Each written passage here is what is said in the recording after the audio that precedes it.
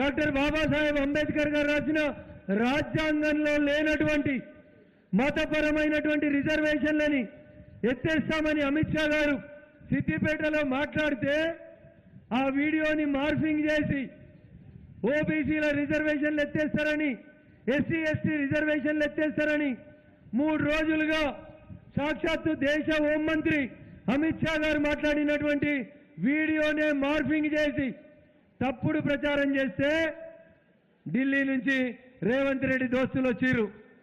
రేవంత్ రెడ్డికి అదేం కొత్త కాదు. వెనుకటికి ఒకసారి తెలంగాణ పోలీసు వాళ్ళు తోలుకపోయిరా ఓటుకు నోట్లో పోయొచ్చిండు అన్న, అలవాటే అన్నకి. ఇప్పుడు మళ్ళా పోయేందుకు రెడీ అవుతూ ఉత్తర కుమార ప్రగల్భాలు వలుకుతున్నాడు. తెలంగాణ ముఖ్యమంత్రిని ముట్టుకోరా ముఖ్యమంత్రులు అయితే?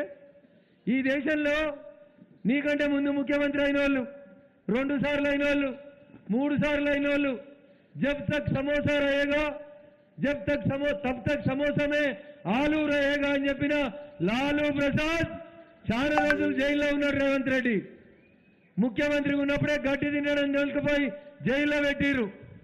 అందుకని నేను తెలంగాణ ముఖ్యమంత్రిని, నేను ఎవరికి భయపడ్డా అని ఏతులు మాట్లాడితే శ్రీకృష్ణ జన్మస్థానానికి బరాబరు పంపిస్తుంది భారతీయ జనతా పార్టీ. తప్పు చేసిన ఎవరినైనా శిక్షిస్తుంది.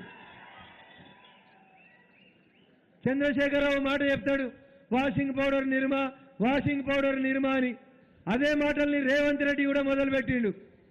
రేవంత్ రెడ్డి మహారాష్ట్రలో మొన్నటిదాకా నీ ప్రభుత్వమే ఉండే కదా, ఒకసారి అక్కడ ముఖ్యమంత్రిని అడుగు.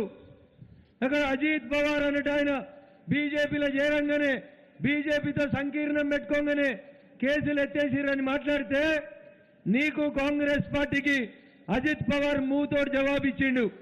నేను ఇంకా కోర్టుకు పోతున్నా, నా మీద కేసులు అట్లే ఉన్నాయని చెప్పిండు.